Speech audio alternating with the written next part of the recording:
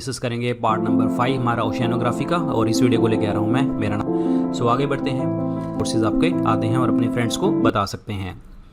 तो first question देखिए जी क्या कहता है, ओजेस आर एसोसिएटेड विद, ओजस जो होता है ये किसके साथ एसोसिएट करता है। देखिए ये एसोसिएट करते हैं किसके साथ, ये करते हैं पैलेजिक जोन के साथ। पैलेजिक जोन का मतलब क्या है, पैलेजिक डिपॉजिट्स का मतलब क्या होता है, ये एक जो स्केलेटल रिमेन होते हैं, यानी कि जो अस्थि पिंजर वगैरह, ठीक है, उसके रिमेन्स देखने को आपको यहाँ पे मिलते हैं। बहुत ही माइक्रोस्कोपिक, बहुत ही छोटे छोटे ये पार्ट्स देखने को आपको मिलते हैं, ठीक है, बहुत ही छोटे छोटे पार्ट्स। और ये जो होते हैं ये आपके ओशन फ्लोर के ऊपर, यानी कि बिल्कुल जो आपका नीचे पानी जमा होता है, नीचे मिट्टी वाला हिस्सा होता है जो, जहाँ पे मतलब हम खड़े हो सकते हैं, ये वाला ओशन फ्लोर, क्लियर। यहाँ पे तो यहाँ पे क्या होता है, आपका प्रॉपर तरीके से मड, पानी, ये सब देखने को आपको यहाँ पे मिलता है। और यहाँ पे दो तरीके के ओजेस होते हैं, that is in the calcareous. Calcareous का मतलब क्या हो गया कि जो आपके कैल्शियम के बने होंगे, और एक होता है सिलिकेशियस। सिलिकेशियस का मतलब जो आपके सिलिका के बने होंगे, जो सिलिकॉन वगैरह के बने होंगे। तो ये होते हैं कहाँ पे, ये आपके पैलेजिक डिपॉजिट्स होते हैं जो बिल्कुल नीचे नीचे जमा होते हैं यहाँ पे, ठीक है, पैलेजिक डिपॉजिट्स इनको कहा जाता है। आंसर इसमें क्या बनेगा, सी ऑप्शन बनेगा। इंपॉर्टेंट क्वेश्चन है, c option. Largest island in the Indian Ocean, ये है जी यहाँ पर हिंद महासागर, और यहाँ पे जो आइलैंड है that is called Madagascar. Madagascar इसको कहते हैं, और मेडागास्कर जो है ये आपका इंडियन ओशन के अंदर है। और यहाँ पे आप एक चीज़ देखेंगे, मोज़ेम्बिक, मोज़ेम्बिक के बिल्कुल यहाँ पे ईस्टर्न साइड के ऊपर देखने को आपको मिलता है, डेट इज मेडागास्कर।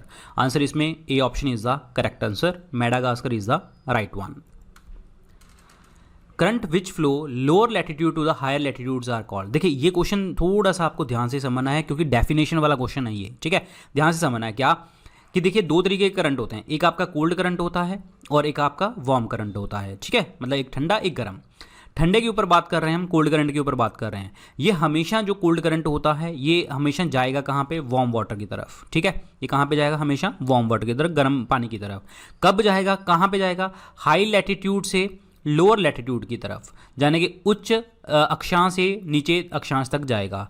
और ये हमेशा जो कोल्ड वाले होते हैं, ये कोल्ड वाले होते हैं कहाँ पे देखने को मिलते हैं, अगर मैं कहूँ कि ये कोई एरिया है, इसकी हमेशा वेस्टर्न कोस्ट के ऊपर, पश्चिमी घाट के ऊपर देखने को आपको मिलते हैं। That means in the west coast के ऊपर देखने को आपको मिलता है। तभी तो मैंने आपको बताया था कि वेस्ट कोस्ट के ऊपर डेजर्ट बनते हैं, ठीक है, और प्लस ये वेस्ट कोस्ट के ऊपर देखने को मिलते हैं कॉन्टिनेंट्स में, ठीक है। लेकिन एक चीज़ और याद रखनी है, जब भी ये पानी घूमता है, ये पानी घूमता है तो क्लॉकवाइज घूमता है। ये एक एक वर्ड ध्यान रखना है, क्लॉकवाइज मतलब इस तरीके से घूमता है ये, कि कहाँ पे, नदर्न हेमिस्फीयर में, उत्तरी गोलार्ध में। और उल्टी डायरेक्शन में एंटी क्लॉकवाइज घूमेगा, कहाँ पे घूमेगा ये, एंटी क्लॉकवाइज सदर्न हेमिस्फीयर में, दक्षिणी गोलार्ध में। ये भी आपको याद रखना है, ठीक है। लेकिन यहां पे हमने बात करी हाई लैटिट्यूड से लो लैटिट्यूड की तरफ, ध्यान रखना, हाई लैटिट्यूड से लो लैटिट्यूड, उच्च अक्षांश से निचली अक्षांश तक, ये वाली डायरेक्शन ऐसे रहती है। अगर हम कोल्ड वाटर की बात करें आपके लो एंड मिडल की तरफ, लो एंड मिडल लैटिट्यूड की तरफ, जाने के आपका बीच वाले और बिल्कुल नीचे वाले लैटिट्यूड अक्षांश की तरफ बात करते हैं, तो हमें क्या चीज़ देखने को मिलेगी। देखिए ये देखने को हमें मिलेगा ईस्ट कोस्ट के ऊपर हमें पानी देखने को मिलेगा। लेकिन अदरवाइज हाई लैटिट्यूड और लो लैटिट्यूड के अंदर कहाँ पे, वेस्ट कोस्ट में। लेकिन between the low and the middle ये कहाँ पे देखने को मिलेगा, उत्तरी यानी कि पूर्वी डायरेक्शन में देखने को आपको मिलेगा। ये पानी ऐसे घूमेगा, ध्यान रखना, इंपॉर्टेंट क्वेश्चन है। और ये देखना कहाँ पे मिलेगा, नदर्न हेमिस्फीयर में, उत्तरी गोलार्ध में। मैं रिपीट कर रहा हूँ सारा चीज़, ये सारे पॉइंट उल्टे किसके बन जाएंगे, वार्म वाटर के बन जाएंगे। कोल्ड वाटर जो चलता है ये हमेशा high latitude to low latitude चलता है, ठीक है, कहाँ पे, वेस्टर्न कोस्ट की तरफ, पश्चिमी घाट की तरफ। क्लॉकवाइज घूमेगा नदर्न हेमिस्फीयर, उत्तरी गोलार्ध में, और जो उल्टी डायरेक्शन में घूमेगा सदर्न यानी कि दक्षिणी गोलार्ध में। लेकिन लो एंड मिडल लैटिट्यूड की अगर हम बात करते हैं, लो एंड मिडल लैटिट्यूड की बात करते हैं, तो ये दिखेगा आपको ईस्ट कोस्ट की तरफ, नदर्न हेमिस्फीयर में, ईस्ट कोस्ट की तरफ नदर्न हेमिस्फीयर में देखने को आपको मिलेगा। This is super important, clear, पूर्वी डायरेक्शन में। अब यहाँ पे क्वेश्चन क्या है, the current flow from the lower latitude to higher. देखिए मैंने हायर टू लोअर कहाँ पे बताया, कोल्ड वाला, तो लोअर टू हायर कौन सा होगा आपका, वार्म वाला। तो आंसर इसमें क्या बनेगा आपका, डी ऑप्शन बनेगा। और एक कहाँ पे देखने को मिलेगा आपको, ईस्ट कोस्ट की तरफ, ध्यान से समझना है क्वेश्चन, ईस्ट कोस्ट की तरफ। और ये घूमेगा कहाँ से, एंटी क्लॉकवाइज नदर्न हेमिस्फीयर में, और क्लॉकवाइज जो है ये घूमेगा सदर्न हेमिस्फीयर में। लेकिन जब हम पहुंचेंगे लो एंड मिडल लैटिट्यूड की तरफ, लो एंड मिडल लैटिट्यूड की तरफ पहुंचेंगे, जब हम छोटे और बीच वाले अक्षांश की तरफ घूमेंगे तो ये हमें मिलेगा वेस्टर्न कोस्ट की तरफ। कहाँ पे? सदर्न हेमिस्फीयर में। ये भी आपको ध्यान रखना है, ठीक है, ये क्लियर होना चाहिए। तो यहाँ पे आपको फैक्ट्स यहाँ पे क्लियर हो गए होंगे कि कहाँ ये वेस्ट कोस्ट के ऊपर घूमेंगे, नदर्न हेमिस्फीयर में। तो आंसर इसमें क्या बनेगा आपका? डी ऑप्शन बनेगा। तो यहाँ पे देखो ये पानी है, इस तरीके से घूमते हैं, ये वार्म शैलो करंट इस तरीके से सभी जगह के ऊपर घूम रहा है, और यहाँ पे वेस्टर्न डायरेक्शन में, यहाँ पे ईस्टर्न डायरेक्शन में, इस तरीके से ये जाता है। The world highest waterfall is, world का सबसे हाईएस्ट वाटरफॉल कौन सा है? That is the Venezuela. Venezuela is the correct answer. Venezuela के अंदर है, क्योंकि यहाँ पे आपका मिलता है एंजल फॉल, एंजल फॉल देखने को आपको मिलता है, ठीक है। और एक आपको मिलता है डेट इज़ कॉल्ड ट्यूगेला, ट्यूगेला, ये कहाँ पे? साउथ अफ्रीका के अंदर। और तीसरा मिलता है ट्रेस हरमनास, ये मिलता है पेरू के अंदर। और लास्ट है हमारा इट्स ओलोपेना, ये हमें मिलता है यूएस के अंदर। तो ये दीज आर द आपके वाटरफॉल्स। तो आंसर इसमें क्या बन गया आपका? सी ऑप्शन बन गया, Venezuela is the correct one. अब मैं आपको दिखाता हूँ कहाँ कहाँ पे हैं ये। तो यहाँ पे देखो, ये देखो जेम्स ब्रूस फॉल्स है, ये कनाडा और यूएस के बीच में है, ठीक है। और यहाँ पे हमने पहले तो एंजल फॉल्स की बात करते हैं, ये है एंजल फॉल जो आपका वेनेजुएला के अंदर है, ठीक है। और पेरू के पास यहाँ पे देखो कौन सा है? ट्रेस हरमेनास, ये है। साउथ अफ्रीका में टुगेला फॉल्स हैं, और यहाँ पे न्यूजीलैंड के पास जो है ब्राउन फॉल्स हैं, और नॉर्वे की साइड पे Skorga fall and Vinnufallet falls, ये सारे देखने को आपको मिलते हैं। तो these are the important words जो आपके हाईएस्ट फॉल में आते हैं। Favourable percentage of sea water salinity from the point of view of fish production is, देखिए मैंने आपको बताया था कि 35% आपकी जो है सैलिनिटी देखने को मिलती है, या 35 ग्राम पर 100 ग्राम देखने को आपको मिलती है। तो अगर हम इसका परसेंटेज निकालेंगे, 35% का मतलब क्या हो गया? 3.0 से लेके 3.5% तक ये आपकी इंपॉर्टेंट है। तो आंसर इसमें क्या बनेगा? सी ऑप्शन बनेगा। तो यही आपकी फिश प्रोडक्शन के लिए भी, और आपकी जो ओशन के अंदर सैलिनिटी इतनी ही होनी चाहिए, 35% से तो ज़्यादा होनी नहीं चाहिए। और सैलिनिटी में सबसे ज़्यादा हमें मिलता है सोडियम क्लोराइड, देन उसके बाद मिलता है मैग्नीशियम क्लोराइड। आगे भी हम डिस्कस करेंगे इस चीज़ के बारे में। तो आंसर इसमें सी ऑप्शन बनेगा। Salinity on ocean water decreases when, देखिए क्वेश्चन क्या कह रहा है कि जब पानी के अंदर नमक कम हो जाता है तो किस कारण होता है? अब ध्यान से समझना, इवेपोरेशन इज मोर। अब एक चीज़ बताओ, आपके पास पानी है, एक टब में भरा हुआ है, जो कुछ भी पानी उड़ रहा है, तो नीचे नमक रह जाएगा, तो ये तो पॉइंट गलत हो गया। इन्होंने डिक्रीज बोला है, वो तो पानी मतलब क्या हो जाएगा? इवेपोरेशन से सैलिनिटी बढ़ जाएगी। विंड वेलोसिटी इज हाई, इसका कोई लेना देना नहीं है। रेनफॉल इज हैवी, बिल्कुल, एक गिलास है, उसमें छोटा सा नमक डाल दिया आपने, पानी डालते गए, एंड तक आपने डाली गए, तो एट द एंड सैलिनिटी, आपका सैलिनिटी खत्म हो जाएगी, आपको पता नहीं लगेगा कि नमक है या नहीं है। तो इसीलिए आंसर क्या बनेगा आपका? सी ऑप्शन बनेगा। ह्यूमिडिटी का कोई इफेक्ट नहीं है यहाँ पे, ठीक है। तो आंसर इसमें सी ऑप्शन बनेगा। अब यहाँ पे इंक्रीज सैलिनिटी, नमक ऐसे बढ़ जाता है, यानी कि जब आप इवेपोरेशन करवाओगे, जब पानी ठंडा हो जाए, फ्रीज हो जाए। अब सैलिनिटी कम कैसे होगी? या तो बारिश हो जाए, या आइस पिघल जाए, या फिर रिवर का पानी चलता जाए, या फिर ग्राउंड वाटर में पहुंच जाए, तो इससे क्या है? नमक वाला पानी कम हो जाएगा। तो ये सारे फैक्टर आपको पता होने चाहिए। क्लियर? तो these are the right answer, c option is the correct one. तो ये फैक्टर्स हैं जी ओशन करंट्स के, इनमें से आपको बताने हैं कि कौन से फैक्टर के इसमें सही हैं, ठीक है। तो पहले तो देखिए ओशन आपके जो ओशन करंट्स मतलब घूमते हैं, वो कैसे घूमते हैं। पहले तो आपका रोटेशन ऑफ अर्थ, बिल्कुल सही, जब रोटेट करते हैं तभी तो ओशन करंट करते हैं। और दूसरी इसमें फोर्स लगती है आपकी रोटेशन ऑफ अर्थ के साथ, gravitational force, that means called आपका गुरुत्वाकर्षण बल। ग्रेविटेशनल फोर्स, गुरुत्वाकर्षण बल भी यहाँ पे लगता है। तो पहला पॉइंट तो बिल्कुल सही है, जब अर्थ घूमेगी तो तभी तो पानी घूमेगा। दूसरा है आपका that is air pressure and wind, बिल्कुल high pressure low pressure winds का तो इफेक्ट पड़ता ही पड़ता है आपका, ये तो आपको फैक्टर पता ही है। तीसरा है वाटर की डेंसिटी, यानी कि ओशन वाटर डेंसिटी, बिल्कुल सही है जी। Ocean water density, salinity, pressure gradient, melting of ice, ये फैक्टर्स भी आपके मॉडिफाई करते हैं आपके ओशन फैक्टर्स के अंदर।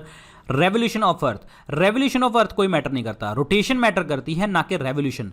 रोटेशन क्या होता है? ऐसे आपके इर्द गिर्द घूमना, रेवोल्यूशन होता है किसी के इर्द गिर्द घूमना, तो वो तो मैटर नहीं करता, ठीक है। तो आंसर इसमें क्या बनेगा आपका? बी ऑप्शन बनेगा, डेट इज 1, 2 एंड 3।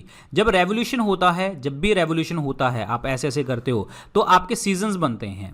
क्या बनते हैं? सीजन। और रोटेशन अगर आप कर रहे हो तो दिन और रात बनता है, रेवोल्यूशन से सीजन बनते हैं। तो आंसर इसमें क्या बनेगा? बी ऑप्शन बनेगा, 1, 2, 3। Stretch of sea water partially और fully submerged by narrow strip from the main sea is called. पहले तो देखो, अच्छा है नहीं फोटो इसमें, चलो कोई बात नहीं। A stretch of sea water partially और fully submerged by a narrow strip from the main sea is called. क्या कहते हैं उसको? उसको हम कहते हैं लेगून, दलदल वाली। अब एक चीज़ क्या होती है, जैसे क्या होता है कि एक आइलैंड सा बन जाता है बीच में ऐसे, ठीक है, और ये पानी ही पानी है ऐसे, तो क्या होता है कि ये स्ट्रेच होता है, छोटा सा स्ट्रेच होता है सी वाटर का। ये क्या होता है कि मतलब मेन सी से बिल्कुल अलग होता है ऐसे, तो ये प्रॉपर तरीके से लेगून बन जाती है। जैसे आपकी चिलिका लेक है, Chilika lake is the lagoon lake in the Orissa, तो वो लेगून है। तो छोटा सा दलदल वाला हिस्सा जो पानी से मेन सी से थोड़ा सा अलग हो, that is called lagoon is the correct answer. Super important question है, क्लियर। अब यहाँ पे बाकी और डिस्कस करते हैं। जैसे बे खाड़ी, तो खाड़ी क्या है? ये क्या होता है कि जो थोड़ा सा लार्ज वाटर से जो है आपका मेन वाटर, मतलब कहने का मतलब ये है जो आपकी कोस्टल बॉडी है वो आपका कनेक्ट कर रही है लार्ज मेन बॉडी के साथ, और चाहे ओशन हो, लेक हो, बे हो, ठीक है। मतलब क्या है, एक छोटा सा पानी का हिस्सा है और वो क्या कर रहा है बहुत सारे पानी के साथ, जैसे मैंने आपको बताया था ना कॉनकेव शेप बन जाता है ऐसे करके, तो वो मतलब पानी आता रहता है अंदर अंदर और ऐसे कॉनकेव शेप बन जाता है, वो that is called bay. Isthmus मैंने आपको बताया था, इस्थमस क्या होता है कि एक नैरो पीस ऑफ लैंड है, ये दो बड़े एरियाज को जोड़ता है, चाहे बीच में पानी भी हो सकता है, जैसे पनामा, ठीक है, north America, south America and Atlantic ocean, Pacific ocean, clear, ये आपको पता होना चाहिए। तो स्ट्रेट क्या होता है, जल संधि क्या होती है? जल संधि होती है एक छोटा सा पानी का हिस्सा, ठीक है, जो दो बड़े पानी के हिस्सों को जोड़ता है, उसे हम स्ट्रेट कह देते हैं। तो ये सारे फैक्टर आपको क्लियर होने चाहिए। तो आंसर इसमें क्या बन गया? सी ऑप्शन बन गया, lagoon is the correct one. A ship met with an accident at 30 degree north, the ship was sailing in. जहाज 30 डिग्री नॉर्थ पर एक दुर्घटना के साथ मिला, जहाज में नौकायन किया गया था। क्या था ये? ठीक है, अब इसमें क्या था, ये 30 डिग्री वाला जो पार्ट है आपका, ये आपका सब ट्रॉपिकल वाला पार्ट है, और मेडिटेरेनियन सी जो है आपका सब ट्रॉपिकल वाला पार्ट आता है। तो ये याद रखना है आपको, भूमध्य सागर में वो घूम रहा होगा उस टाइम पे, क्योंकि भूमध्य सागर वाला जो पार्ट है वो 30 से 35 डिग्री नॉर्थ, यानी कि आपका हॉर्स लैटिट्यूड्स के बीच में देखने को आपको मिलता है, हॉर्स लैटिट्यूड्स के बीच में। सुपर इंपॉर्टेंट क्वेश्चन है, आंसर इसमें Mediterranean Sea is the correct answer, भूमध्य सागर। याद करने वाला क्वेश्चन है, समझ के करिए। तो ये देखिए जी, मेडिटेरेनियन सी ये को कहाँ जुड़ रहा है? अफ्रीका के साथ, यूरोप के साथ और यहाँ पे एशिया, तीनों के साथ जुड़ रहा है। लेकिन आप ये याद रखना है कि आपको मेडिटेरेनियन सी के 7 कंट्रीज कौन सी हैं, जैसे इटली हो गया, Monaco, Spain, Morocco, Algeria, Tunisia, Libya, कोई भी कंट्री पूछी जा सकती है आपसे, ये इजिप्ट हो गया, ठीक है, साइप्रस हो गया, टर्की और ग्रीस, माल्टा, सारी कंट्रीज़ आपको पता होनी चाहिए, ये पेपर में आती हैं। और यहाँ पे एक चीज़ याद रखो, ब्लैक सी के साथ ये कहाँ पे जुड़ रहा है? ये Bosphorus strait, sea of Marmara, Dardanelles seas, Dardanelles strait. तो ये सारे फैक्टर आपको क्लियर होने चाहिए, ये दिमाग में कि यहाँ छप जाना चाहिए कि कहाँ कहाँ पे क्या क्या चीज़ें हैं, ठीक है। तो ये आपको याद रखना है। तो इसका आंसर क्या बनेगा जी आपका? मेडिटेरेनियन सी, भूमध्य सागर। इनमें से कूल करंट कौन सा है? ये हमने डिस्कस किया है। ये जो ये जो आपका साउथ अमेरिका का वेस्टर्न हिस्सा है, जिसे हम कहते हैं हम्बोल्ट करंट, जो है ये हम्बोल्ट करंट यहाँ पे चलता है, और पेरू करंट कहते हैं इसको। तो आंसर इसमें क्या बनेगा? डी ऑप्शन बनेगा। ये नॉर्थ इक्वेटोरियल, ब्राज़ील, कुरुशियो, ये सारे के सारे क्या हैं? वार्म करंट हैं। लेकिन ये कौन सा है? Humboldt current is the Humboldt current is the cool current. और ये कहाँ पे है, कौन से ओशन में है? ये पैसिफिक, प्रशांत महासागर में है, क्योंकि यहाँ पे अटलांटिक लगता है इधर की साइड पे, यानी कि वेस्टर्न के ईस्टर्न साइड के ऊपर आपका अटलांटिक लगता है, और यहाँ पे आपका पैसिफिक लगता है, प्रशांत महासागर लगता है। तो आंसर इसमें डी ऑप्शन बनेगा, वेरी वेरी इंपॉर्टेंट। इनमें से ऑड वन आउट निकालना है कि ऑड वन आउट कौन सा है। तो ऑड वन आउट में देखिए, अगेन सैलिनिटी के ऊपर कॉन्सेप्ट है ये। तो डेड सी जो है सबसे ऑड वन आउट है, क्यों? क्योंकि डेड सी के अंदर बहुत ज़्यादा सैलिनिटी यहाँ पे देखने को आपको मिलती है, वेरी इंपॉर्टेंट। बाकी हाँ, ये इतनी नहीं मिलती। यहाँ पे जो ऑड वन आउट है डेड सी है, सुपर इंपॉर्टेंट क्वेश्चन है, ये है डेड सी। सो यहाँ पे सबसे ज़्यादा सैलिनिटी देखने को आपको मिलती है, salinity is the maximum in the Dead Sea, मृत सागर के अंदर। सुपर इंपॉर्टेंट क्वेश्चन है, और ये एक सॉल्ट लेक है, और ये 3 देशों के साथ जुड़ती है, खास करके 2 देशों के साथ, तो इजराइल और जॉर्डन, इजराइल और जॉर्डन के साथ, और वेस्ट बैंक, इजराइल, जॉर्डन और वेस्ट बैंक के साथ, वेरी इंपॉर्टेंट। आगे भी मैं डिस्कस करूंगा। ये कैस्पियन सी जो है सेंट्रल एशिया के अंदर है, सेंट्रल एशिया के अंदर है, ये भी हम डिस्कस करेंगे। ब्लैक सी आपका कहां पे है? ये टर्की और यूरोप के बीच में, और आपका उसके बाद जो है आपका that is Dead Sea. Dead Sea मैंने आपको बता दिया। रेड सी कहाँ पे है? रेड की सी के साथ जैसे इजिप्ट हो गया, सूडान हो गया, हॉर्न ऑफ अफ्रीका के पास देखने को आपको मिलता है। तो आंसर इसमें क्या बनेगा? Answer is Dead Sea is the correct one. Great Asian river Mekong river ये कहाँ से नहीं गुजरती? मैकोंग रिवर जो है यहाँ से चाइना से स्टार्ट होती है, यहाँ से, ठीक है। तो यहाँ पे चाइना वाला पार्ट हो गया, म्यांमार वाला, इट्स लियाओस, थाईलैंड, कंबोडिया, वियतनाम, और बाद में जाके आपके साउथ चाइना सी में गिर जाती है, ठीक है। और ये जो चाइना के यूनान प्रोविंस से स्टार्ट होती है, चाइना के यूनान प्रोविंस से। तो इसका मतलब कौन कौन सा कंट्री आ गई? ये कंट्रीज आ गई हैं। तो इसमें कंट्री कौन सी नहीं है? तो मलेशिया कंट्री इसमें नहीं है। तो चाइना तो है ही है, कंबोडिया भी है, इट्स लाओस भी है, मलेशिया नहीं है। तो आंसर इसमें क्या बनेगा? बी ऑप्शन बनेगा, क्योंकि उसने पूछा था डज नॉट। तो आपको पेपर में ये भी पूछा जा सकता है कि कौन सी कंट्री हैं, तो आपको ये सारे पता होने चाहिए कि कौन कौन सी कंट्रीज हैं, ठीक है। ये याद रखना, आपको याद रखना है। तो चाइना है, म्यांमार है, लाओस है, थाईलैंड है, कंबोडिया है एंड वियतनाम है। जैसे मर्जी आप याद करना पड़े, आपको करना पड़ेगा, रट्टा मत मारना। ये और तरीका अपनाना, किसी तरीके से आप याद करेंगे मैप को देख के।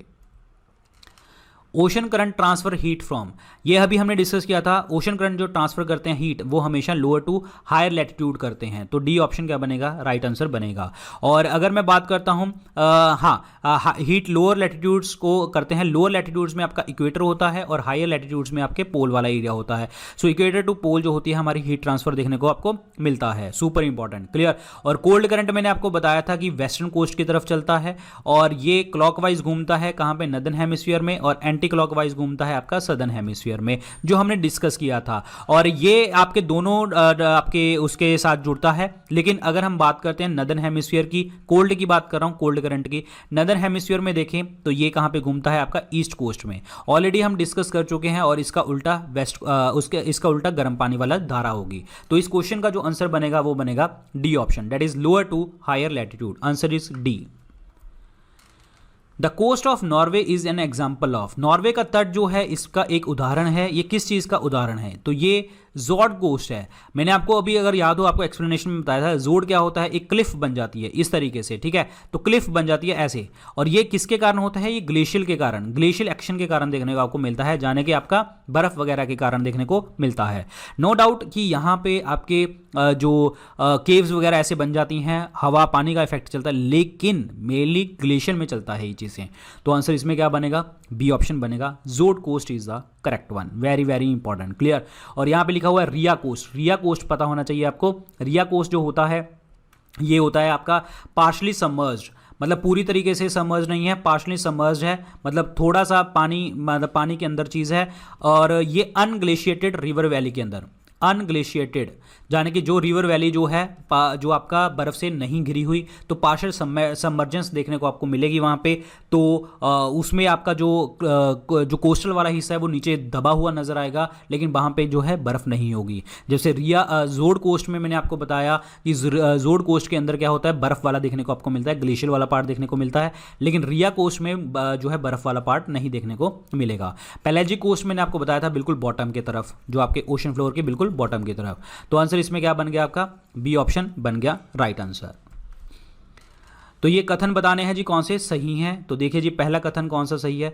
The Rhine rift valley stretches from more than 800 kilometre. जो राइन की दरार है ये 800 किलोमीटर से अधिक दूर तक फैली हुई है। ये पॉइंट आपका गलत है। क्यों? क्योंकि ये 350 किलोमीटर तक ये फैली हुई है, और ये जो है आपके बॉर्डर बनता है फ्रांस और जर्मनी के बीच में। फ्रांस और जर्मनी के बीच में ये बॉर्डर बनता है, राइन वैली बनाती है। तो पहला पॉइंट गलत हो गया। दूसरा है the floor of the Dead Sea is more than 1100 metre below sea level.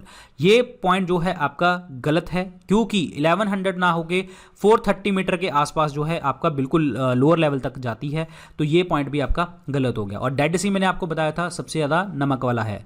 तो आंसर इसमें क्या बनेगा जी? डी ऑप्शन बनेगा, कि कोई भी पॉइंट सही नहीं है। ये पॉइंट्स जो मैं बता रहा हूँ ना आपको, ये फैक्ट हैं, क्योंकि ज्योग्राफी फैक्ट और लोकेशन बेस्ड चीज़ें पूछी जाएंगी और डेफिनेशन पूछी जाएंगी आपसे, ना कि वो पूछा जाएगा रीजन रीजन रीजन वाली चीज़ें बहुत कम होती हैं इसमें। तो ये आंसर बनेगा जी आपका। सो डी ऑप्शन क्या बनेगा? राइट आंसर बनेगा। सुनामी जो है इसको किसको नाम दिया गया है इनमें से? सुनामी क्या होती है? पानी की एक धारा, जापानीज वर्ड है ये। हार्बर वेव इसको कहते हैं, यानी कि आपकी एक ज्वारिया वेव कहते हैं, ज्वारिया लहर कहते हैं। तो इसका मतलब इसका जो आंसर बनेगा वो बनेगा tidal waves. Tidal waves is the correct answer, c option इसको कहते हैं। Very very important, tidal wave कहा जाता है। चैलेंजर राइज, देखिए दो चीजें हैं, एक चैलेंजर राइज है और एक चैलेंजर डीप है। अगर आपसे चैलेंजर डीप पूछा वो पैसिफिक ओशन में है, चैलेंजर राइज पूछा तो वो आपका अटलांटिक ओशन में है। ध्यान रखना, गलती मत करना। चैलेंजर राइज जो है अटलांटिक ओशन में है, चैलेंजर डीप जो है पैसिफिक ओशन में है। अटलांटिक ओशन में मिड अटलांटिक रिज में देखने को मिलता है, मिड अटलांटिक रिज में देखने को आपको मिलता है चैलेंजर राइज। ध्यान रखना, इंपॉर्टेंट क्वेश्चन है। चैलेंजर राइज पूछा तो अटलांटिक, चैलेंजर डीप पूछा तो Pacific. Answer is C option. और अटलांटिक ओशन सबसे जो है आपका बिजिएस्ट ओशन है, सबसे ज़्यादा बिजनेस यहाँ पे देखने को मिलता है। तो यहाँ पे देखो, जहाँ पे मैंने आपको बता दूँ चैलेंजर डीप है ये मैरियाना ट्रेंच में, ये कहाँ पे है? पैसिफिक ओशन में। लेकिन on the other hand challenger rise mid Atlantic ridge यानी कि अटलांटिक ओशन में देखने को मिलता है। स्वीट वाटर, ये स्वीट वाटर का मतलब यहाँ पे फ्रेश वाटर है एक्चुअली, ठीक है। फ्रेश वाटर का सबसे भंडार कौन सा है? मैंने आपको अभी बताया था, फ्रेश वाटर 2.5 से 3% और ओशन का 97%। और सबसे ज़्यादा फ्रेश वाटर में सबसे ज़्यादा आइस कैप और ग्लेशियर में देखने को मिलता है, फिर ग्राउंड वाटर में देखने को मिलता है। तो यहाँ पे फ्रेश वाटर की बात आ रही है तो आंसर इसमें क्या बनेगा? Glacier. Glacier ice caps, glacier वगैरह सब चीज़ों में देखने को मिलेगा। सो डी ऑप्शन क्या बनेगा? Right answer. Where is the Dogger's bank located in the major fishing located? Dogger's bank कहाँ पे देखने को मिलता है? फिशिंग एरिया वहाँ पे देखने को मिलते हैं जहाँ पे आपके वार्म करंट और आपके कोल्ड करंट दोनों मिलते हो, तो फिशिंग ग्राउंड देखने को मिलता है, वहाँ पे फॉग कंडीशन भी देखने को मिलेगी। डॉगर बैंक जो है ये कहाँ पे देखने को मिलता है ये पूछ रहा है। तो डॉगर बैंक है यहाँ पे, that is in the North Sea. Dogger bank is in the North Sea देखने को आपको मिलता है। यहाँ पे बहुत सारी कंट्रीज हैं जैसे United Kingdom, Denmark, Netherland, Belgium, ये सारी कंट्रीज यहाँ पे आसपास लगती हैं। तो Dogger bank is in the North Sea. Super important question है, लोकेशन बेस्ड क्वेश्चन है, तो आप आंसर याद करेंगे North Sea. Answer is C option क्या बनेगा? राइट आंसर बनेगा। Very very important. The highest lake above the sea level is in the world is? विश्व में समुद्र तल से सबसे बड़ी ऊंची झील कौन सी है? समुद्र तल से ऊंची झील जो कौन सी है, that is called lake Titicaca. Lake Titicaca कहाँ पे है? ये है लेक टिटिकाका, और ये कहाँ पे है? साउथ अमेरिका के अंदर, और अटलांटिक ओशन और आप पैसिफिक ओशन के बीच में ये आपका आइलैंड है, और मतलब साउथ अमेरिका पड़ता है। और अदरवाइज कंट्री अगर पूछ लिया तो पेरू और ब्राज़ील के बीच में देखने को आपको मिलती है लेक टिटिकाका। तो आंसर इसमें क्या बन गया जी? आपका डी ऑप्शन बन गया। Lake Titicaca is in the Peru and जो आपका पेरू एंड बोलीविया के अंदर देखने को आपको मिलती है, not Brazil, Peru and Bolivia के अंदर देखने को मिलती है। Answer is D option is the correct answer. Next है लेक अवर्नस। लेक अवर्नस जो है ये कहाँ पे है? इटली के अंदर। इटली के अंदर लेक तंजानिया। लेक तंजानिया जो है आपका अफ्रीकन ग्रेट लेक है, अफ्रीकन ग्रेट लेक देखने को आपको मिलती है। लेक तोबा, लेक तोबा जो है ये सुमात्रा इंडोनेशिया के अंदर देखने को आपको मिलती है, सुमात्रा इंडोनेशिया में, ठीक है। सो ये आपके इफेक्ट हैं आज के लिए। तो ये है लेक टिटिकाका का इसका राइट आंसर। तो thank you so much, and again आप मुझे इंस्टाग्राम के ऊपर फॉलो करके मेरे से बात कर सकते हैं। So thank you so much guys, good luck. And इसके बाद इसका एक नेक्स्ट पार्ट, फिर इसके नेक्स्ट पार्ट देखते हैं कब तक, ठीक है। So good luck and take care, bye bye.